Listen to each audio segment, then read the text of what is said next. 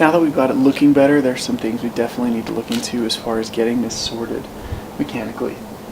Obviously, one of the first things to look at on an old car like this is you're going to look at all the bushings, motor mounts, transmission mounts, differential mounts, all those kind of things, because chances are after 30 years, any of those old rubber pieces are going to be rotted and pretty much aren't doing anything to help with the ride or help with, movement.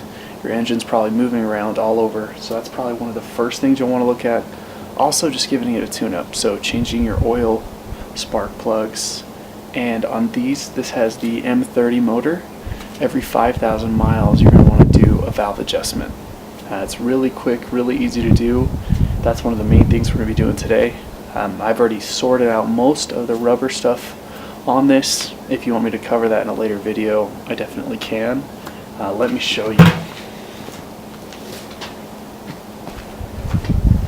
So my 31-year-old motor mounts look something like this.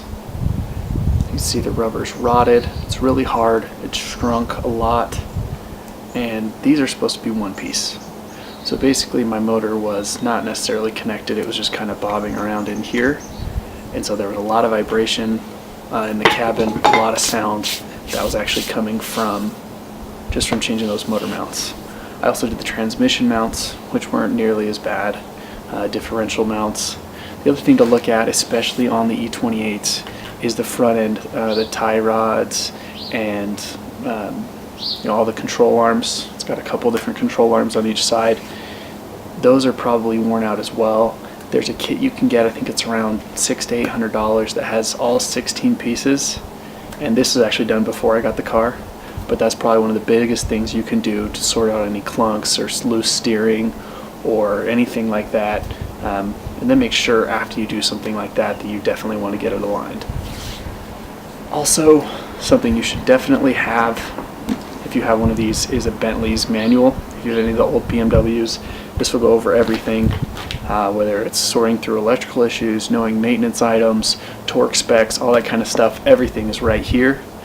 My car came with one. I think they're between 50 and 60 bucks, but they are invaluable, and I would definitely get one along with the purchase of one of these cars. Now for the valve adjustment, it's actually really straightforward. One of the main things you're going to need is a set of shims.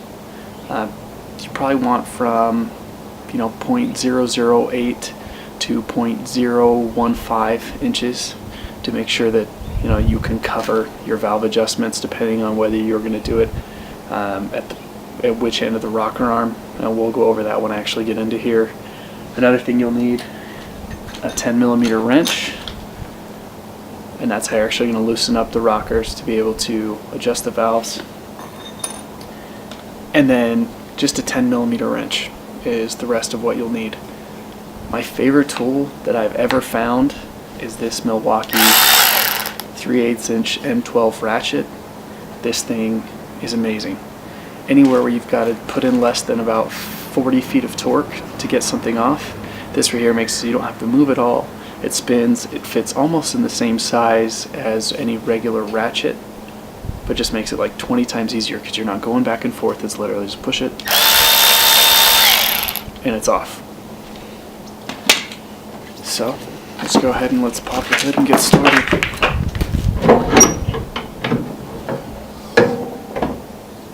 Here's our 31-year-old M30. It's actually really straightforward, really easy to work on motor. For the valves, we're going to have to remove this air intake box right here. It's just held on by a couple 10mm here, over here.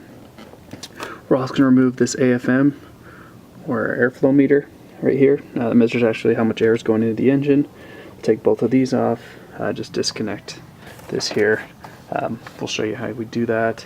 Then we're going to pull off the valve cover, just a bunch of 10mm bolts right here that come off. Once we've got that off, our valves are going to be exposed. We can see the cams, everything up there in that part of the drivetrain. We've got all our spark plugs here on the side. We'll be swapping out some of those today as well. And so let's go ahead and let's get our 10mm and just start tearing stuff out.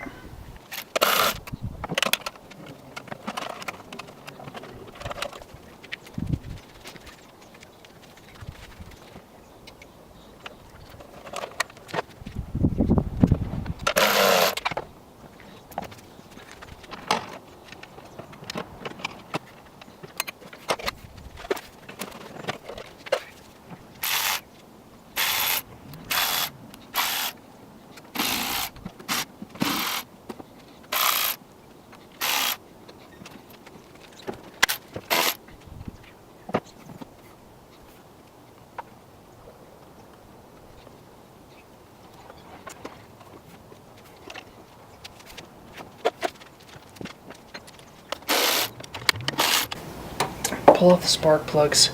Make sure that your wires are numbered. If they're not numbered properly and you can't see on the distributor which wire goes to where, make sure that you mark those before you take any off.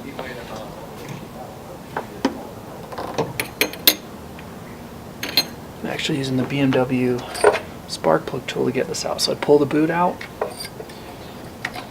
get the spark plug on, get that on the spark plug, put my tool in here.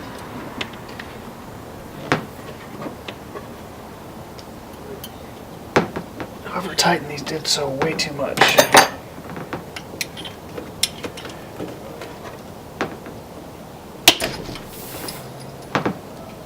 Like way too much. Wow. Alright, now here's everything all pulled off. So you can see, you know, obviously we've got our timing chain right here. And then we've got our cam coming across here. Single cam motor. These right here are the rocker arms.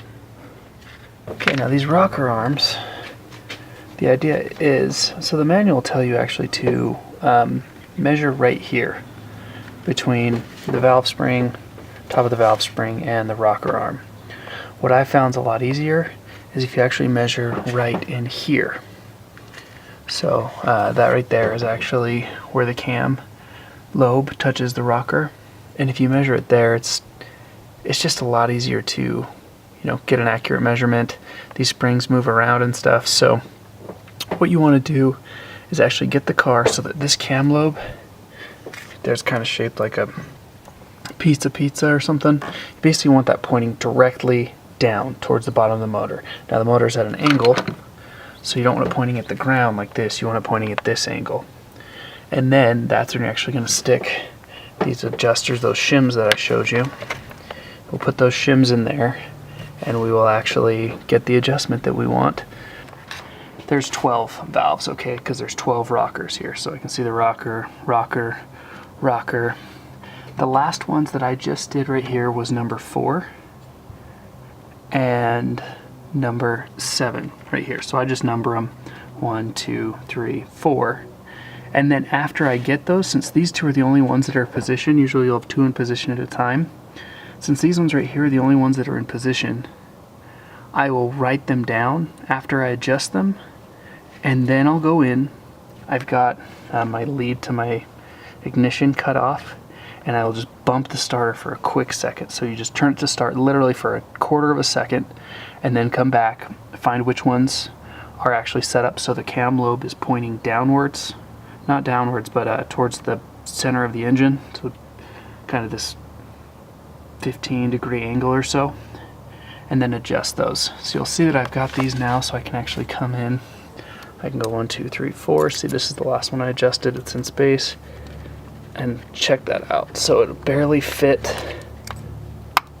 my 9mm in there. You can see that it fits, but it's snug. And same with my number 7 right here. I can barely get it in there. It's nice and snug. Anything bigger wouldn't fit. And so to just go over one more time how we did this up close. I go right here on the side of the rocker. There's a 10mm. I'll loosen this 10mm. Get that loose. I put my shim in there, number 9. I'll loosen this up, and then if you can see right here, there's a little hole. This right here is called the eccentric. So it's right there, and these will actually, as you spin these, it'll move the rocker adjustment up and down. I ended up having to push mine down right here to have it so it was tight and holding this shim tight, and I press down on it, and while it's tight right there and I'm pressing down, then I tighten that 10mm back up. And then I make sure that I can fit this in and out snug, and I know that it's properly adjusted. I've done that to all 12 valves, and we should be all good to go. I've checked. Okay, one thing to look at when we're under here doing our valve adjustment are these Banjo bolts here for these oil squirters for the valves. So if you look, let me focus a little better for everybody here. Look, they're this guy and this guy. They're 12mm, and they tend to come loose. You can see mine were definitely loose. Be sure to tighten those guys up, not too much. I actually threw some Loctite on these, so they should be good from now, but make sure that those aren't loose. Check them every time you do the valves. Okay, the last thing, as we're putting everything back together, we're gonna put the spark plugs back into the car. My recommendation as far as spark plugs is use these Bosch silvers. Some people say the NGK coppers and stuff like that, they just won't last as long.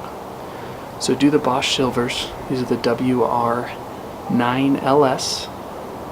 Make sure that they're gapped to 0.028 inches. They come pre-gapped, but just make sure that they're gapped correctly. The next thing you want to do is check your spark plug wires. Make sure that there's no cracks, no corrosion, anything like that, and replace them if there is. Then you want to put a little bit of dielectric grease in on the ends where the connections go onto the spark plug end and onto your distributor cap. Make sure that no water gets in there, there's no corrosion, doesn't cause any ignition related problems later. And make sure as you're putting them back in the car, you put them onto a spark plug ratchet so that they can't fall out and it doesn't ruin your gap. Get those started gently and then torque them. It's very important to torque them to 30 foot-pounds.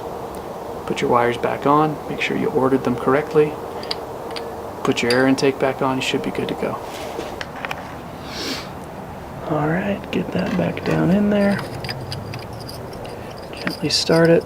I'm using this just to start it because it's really hard to do a torque wrench or a shorter one of these while I'm operating the camera.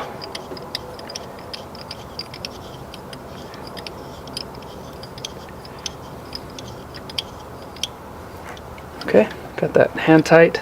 Now I'm going to put my torque wrench on there, torque that to 30 foot-pounds.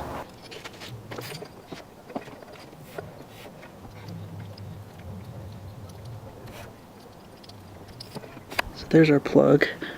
Doesn't look to be in too bad a shape. They were using NGR 5A. Alright, got everything ready to go. Let's see if it still sounds like a sewing machine.